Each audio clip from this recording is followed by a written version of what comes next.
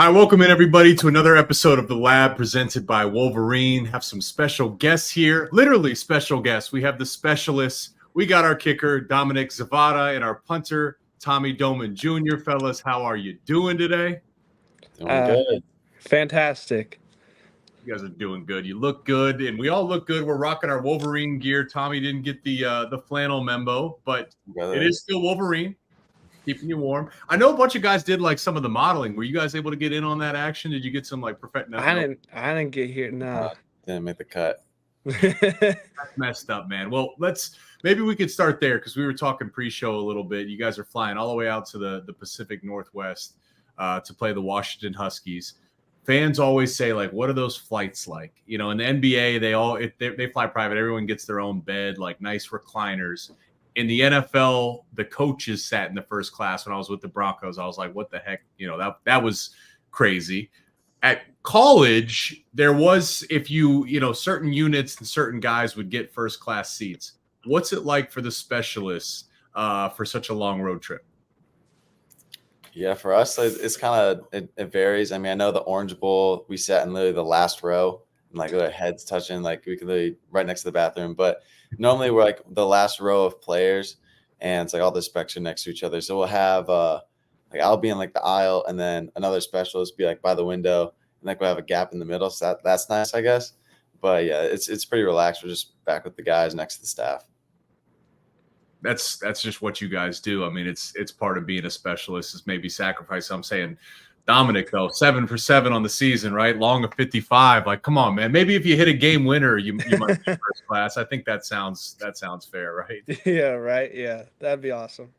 So I appreciate you guys joining. And I love to just kind of get some of the behind the scenes for what it's like to be a specialist. And maybe we could start from like the recruiting standpoint, Dominic, if I could start with you. Yeah. Obviously, you transferred in from Arkansas State. Could you kind of talk about what it's like being recruited as a kicker? And then we'll maybe talk about why you chose Michigan. Yeah. So I'll start from, the time that I entered the portal and that was in the middle of spring ball for me. And that's when the window opened and didn't really have an idea of where I was going, but I knew that, I'd get an opportunity to play somewhere big.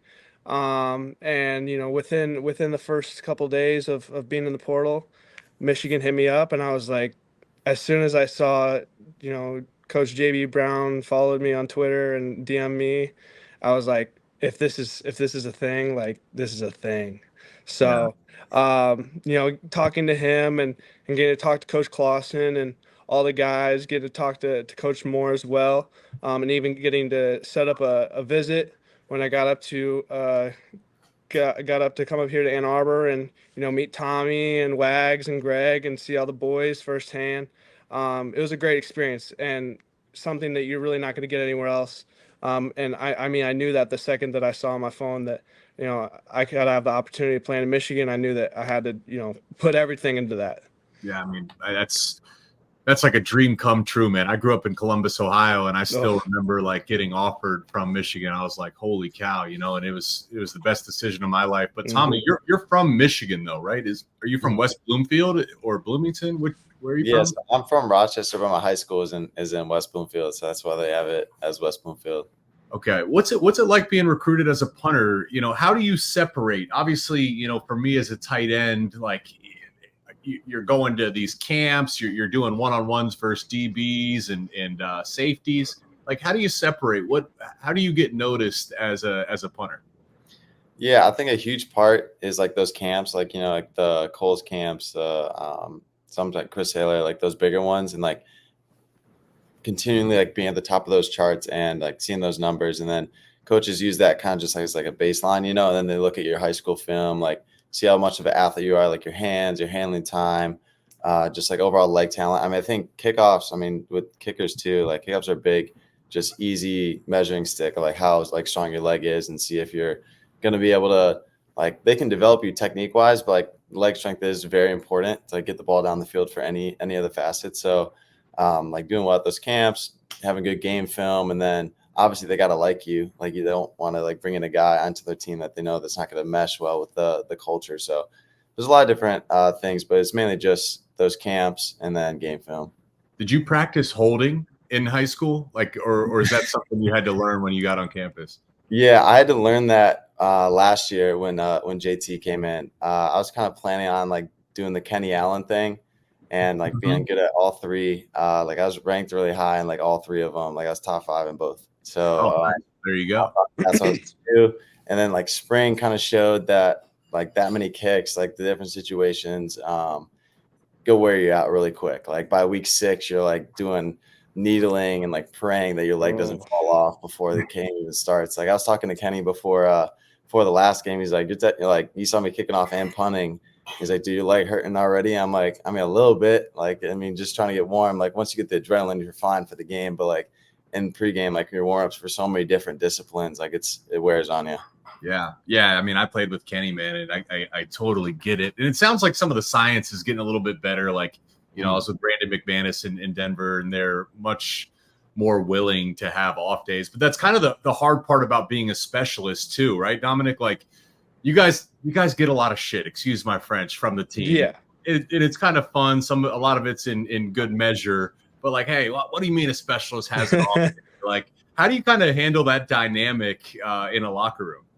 Well, I think what's special about this team is, I mean, yeah, we get crap, and you know it's all fun and games. But you know when it's time to go to work and everyone's serious, we're part of the team, and you know we're one of the guys, and that's not just the football players, but the coaches see it that way too.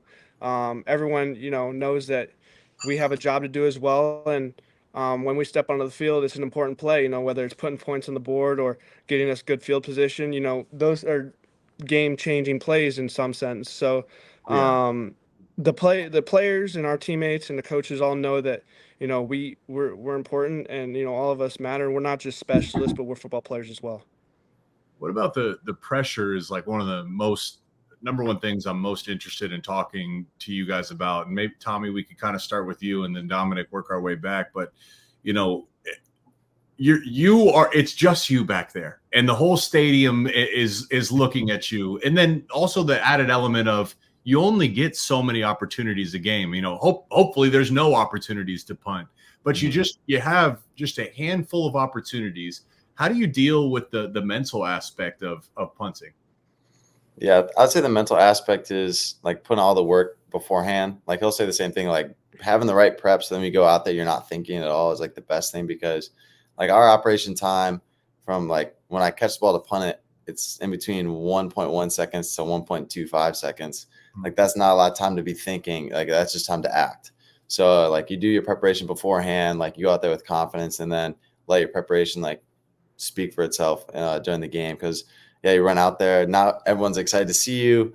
Like the offense is counting on you to like clutch up for them and just give them good field position so we can just stay in the game, get to the next drive, put the defense in a good position. So it's a weird spot to be, because we'll literally be standing on the sideline, and like our strength coaches like help gather the people. Like that's a great part about our team. Like if you're not doing something, everyone's always looking to help out. So like the strength coaches do a great job with helping us out with that, getting the right guys. Because like special teams is not offense or defense. Like you're grabbing people from all over the place. Like you're a tight end. Like bigger guys are automatically on special teams. But they'll always be like, all right, like what's it called? 3rd down, like punt team ready. All right, 1st down alert, get ready. Like they're just like, all right, and stand down. Like as soon as we get 1st down, especially like last year, like we would go out there so many times. Like I'm warming up every single 3rd down. Then we had great 3rd down conversion like percentage. We would get it every single time. Like especially like the past couple games too. Like sometimes I'll have 8 punts, sometimes I'll have 2 punts. Like you never know how it's going to be. And like I'm never really upset, because that means our team's doing good. Like everyone's like, oh, like you didn't get to play a lot. I'm like, dude, I'm good with holding and kicking off. That means we're winning ball games and we're putting a lot of points. So it kind of just depends, but just ready for whenever, being prepared beforehand, like so you don't have to think. That's the main thing. Dude, that's just such great insight. I've never really talked about this, but for the fans, just to appreciate it, how do you know? You got to be paying attention, right? But the sidelines are aware, and those calls get echoed too. So it's 2nd down. There's a strength coach that his entire responsibility is to alert special teams. Come 3rd down, punt ready, field goal ready, punt return ready, field goal block ready. And it's just operationally, it's beautiful.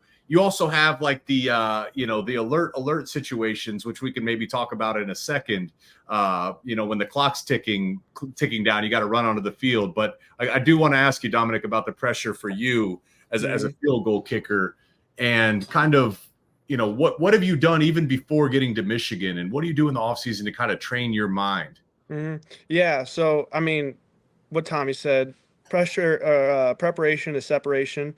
And that's a big thing. And, it all starts in the off season and doing what I like to do, and what I think people have probably heard me talk about in other podcasts and stuff, is go on the EA Sports game and kick field goals in the different stadiums that I'm playing in. So I mean, I've already been. I think like Tuesday or Monday, I was in my room, and I put Michigan against Washington at Washington, and I set the time to 4:30, and went out there and just ran it with Alex Orji, and then when I got in range, just kick it first down, kick the ball. But seriously though, it just seeing it go through the posts, and it helps with you visually. Another thing, right when we got here, right when I got here, we immediately, got into operations and working with Tommy and Wags, and that's a big thing, is trusting the guys that are, ultimately, like, my job is in Tommy's and Wags's hands. Like my success is in Tommy's and Wags's hands. So, working with them and getting more comfortable with them, I feel like we've done a really good job at having a really good chemistry, and we're one unit. We're three guys, but we're one unit. So that's the biggest thing, is having a lot of trust in your guys, and I feel like I have a lot of trust. I do have a lot of trust in my guys. So what's your operation time? I know. Yeah, Tom. so our operation time, from the time that Wags snaps the ball to the time that I kick it, is usually between 1.25 or 1 second and 25 milliseconds, and then 1.3 seconds. So it's in the blink of an eye, and like Tommy said, once you get in the game and you're on the field, everything's all muscle memory, and you kind of, like, I don't even remember where I kick it from. Like, I'll come onto the sidelines, and I'm just like I'm asking Coach Clausen, like, hey, where was that kick from? And he'd be like, man, that was a 55-yard kick. That was a 53-yard kick. I'm like, what? So, or I'll even ask Tommy that. So, and then, like Tommy was talking about on the sidelines, usually when the offense is out there, I'm next to my coordinator, kind of waiting, just kind of stretching, especially when we're close to field goal range, like when we're getting close to the 50-yard line, and then getting into plus territory. Usually next to my coordinator. But when the offense is on the bench and the defense is on, that's usually when I'm kicking in the net, which might be different from other kickers, because sometimes you'll see, even when they're getting close to field goal range, the offenses are getting close to field goal range, the kicker will still be on the net. But I've learned from past experiences that I just want to be close to the coordinator, because when field goal gets called and you're not on the field, that's going to look really bad on the kicker. So and you only get Can't happen. No, it can't. And it's happened to me before. So I yeah, it happened my freshman year. So I've just, not even I don't even know. I didn't hear field goal unit. I thought they got the first down, so I went back to the net to keep kicking, and my coach called out field goal, and I just didn't hear it. So they had to call a timeout, or they took a delay game and ended up doing a coffin punt, because it was around that range. And we ended up losing by, I think, 2 or 3. So that was really devastating. So yeah, like, you'll never make that mistake again. I mean, no, I'm next to our coordinator as soon as we're like even close. So that doesn't happen. Wow. What's interesting, when you're talking about 1 to 1.25 seconds, like, just for our listeners to kind of put this in perspective, once the ball gets snapped, Tommy, you're catching it, and by the time you've caught it, Dominic, you've taken a step, and by the time from catch to placing it down, you've taken another step. Yep. What's going through your mind, Tommy, from an operations standpoint? Like, you don't have much room. You have no room for error, literally at all. Yeah.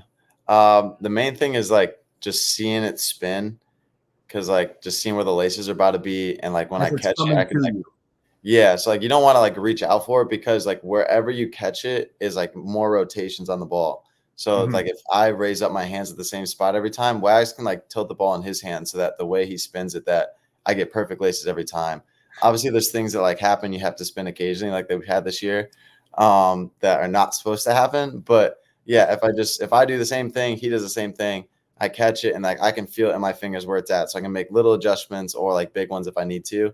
But yeah, it's just whenever you look back up, the ball's coming, just don't think. If you think you're dead, like literally, like that's the biggest thing I've ever learned from holding. Like I've had a couple times, like last year, like the Alabama one, like I saw it come out really weird and it was like really low, and I just started thinking, and then it just like happened.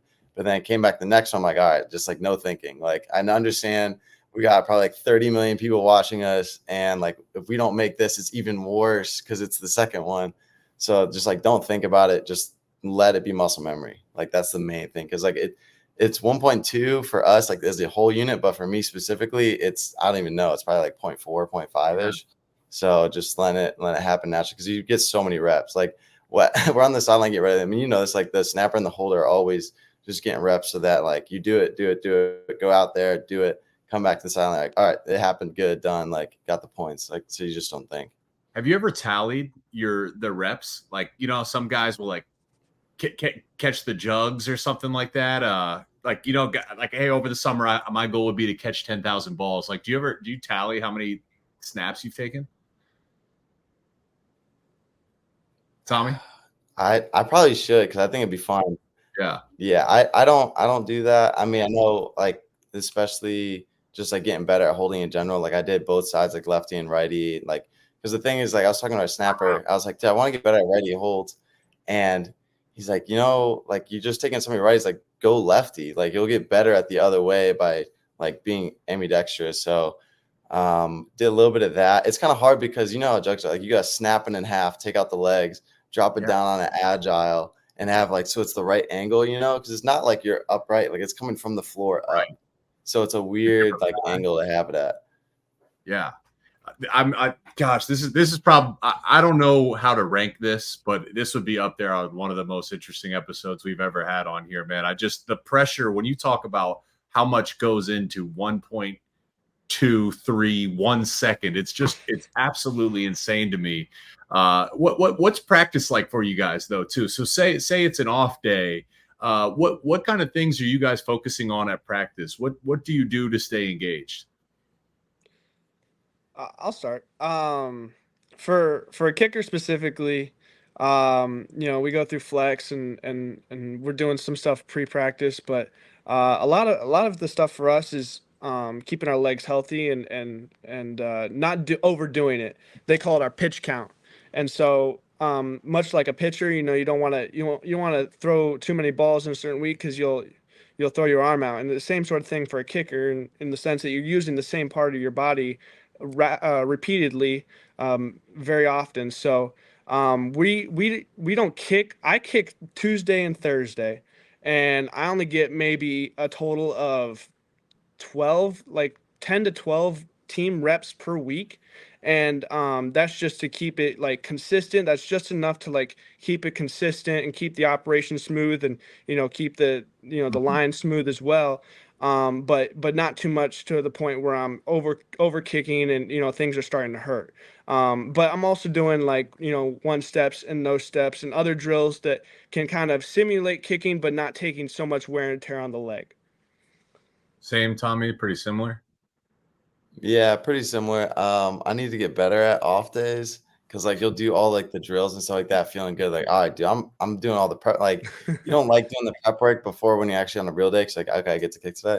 But then like, you're like, all right, I'm doing the prep work. You're like, dude, I'm feeling good. Like, I just want to try it out. Like, let's see how the whole mechanism feels. And then you hit a good one, and then it's just kind of wraps after that. You're just gonna keep on hitting. But yeah, pretty much the same thing. Like I don't know, I think it's a good thing that like we're always itching to like continue to like kick and get. But yeah, just try. Don't pick up a ball, man. Just don't pick it up. All right, I got a few for you here before we wrap up. What's the difference between kicking at home versus on the road? Like, does the crowd noise play a big factor, Dominic? Well, so I've only played in a few like Power Four atmospheres before. I played at Ohio State and Oklahoma. But for me, last year it did. The year before when I played at Ohio State, it didn't. It kind of all just depends on how you prepare beforehand. And so right now, I mean, I feel like we've prepared very well. and I feel like going into that atmosphere. It's going to be loud. I heard they sold it out a couple days ago, and they're doing the Purple Rain stuff. But all that stuff really doesn't matter in my mind. It's the same uprights, it's the same field, kicking the same ball, and I've got the same people doing all the stuff for me. So I'm not. It's not going to affect me, I don't think. I'm just going out there and doing my job, and that's all that we have to do. That's all we're asked to do. How about Tommy? Does what's I can't remember what the crowd noise is really like on a punt. It's quiet at home, I imagine, right? But on the road, is it pretty hectic? It's mainly like we have third down, maybe we're threatening, or like they just scored, they're trying to make a comeback, and there's a sack, it's over. The place is a frenzy. Like you got the play clock rolling, you're running them out there. They don't like the people on the field are like, yeah, of course we're punting, but like they're trying to get on out the field. So just the logistics of everything, and like the fans already excited about stuff, and like trying to be ready for like the snapper to hear the cadence and everything like that, I think is the most difficult. Or like a backed up thing, like that's even worse. If you're like start on the 10, 8-yard sack, put it on the 2, and then you got to punt it, I'd probably say that's like the most loud it gets. But yeah, for the most part, people are just cheering from like the third down stop for the most part. Last one, and I thought of the phrase here, the Mayday situations. You guys call it Mayday? Mayday. Yeah. We have to talk about it just because I have you guys here. The viewers will remember my freshman year. It's 2013. We were on the road versus Northwestern. Ended up being a multiple overtime game.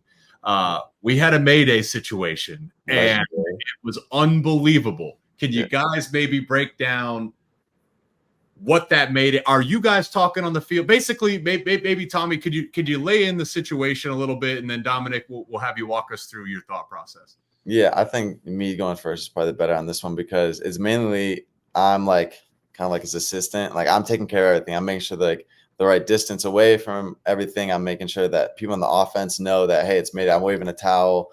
Like I'm checking the play clock. This is Michigan down by 3, no timeouts left. It's 3rd and 36 or whatever, and you get tackled at the 35-yard line, no timeouts, 15 seconds on the clock. Clock's ticking. Yeah, I'm running to the 45, trying to line up the ball. If it's on the hash, that makes it super easy. But yeah, get lined up, counting the people beforehand. Like obviously I'm waving the towel, yelling, like screaming Mayday. But yeah, immediately line up. Don't worry about offsets or anything like that. Just straight back. What's offset?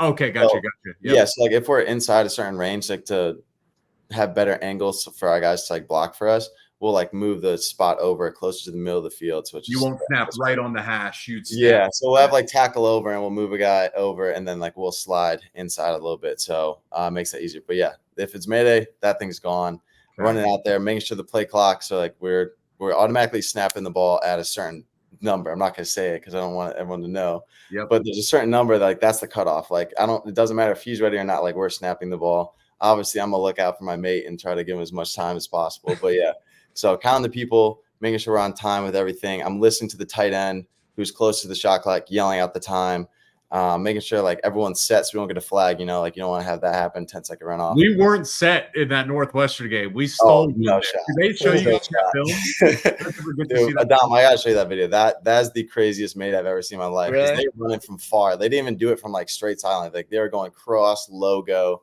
It was unbelievable. Yeah, like he didn't take steps. He just like figured out a spot and just did even crazier than the one that just happened that Minnesota did.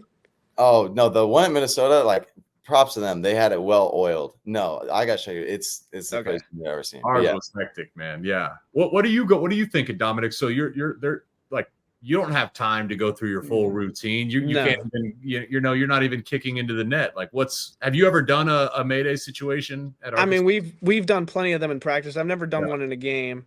But like Tommy was saying, he does all the dirty work, all the hard thinking. He counts off the certain amount of yards, and I'm just kind of wherever he puts his hand down, that's where I'm going. But I don't have time, especially if we're down to 10, 12 seconds. I don't have time to do my full routine. I kind of, if we're really close on time, I'll just take some diagonal steps, and it's just a feel at that point.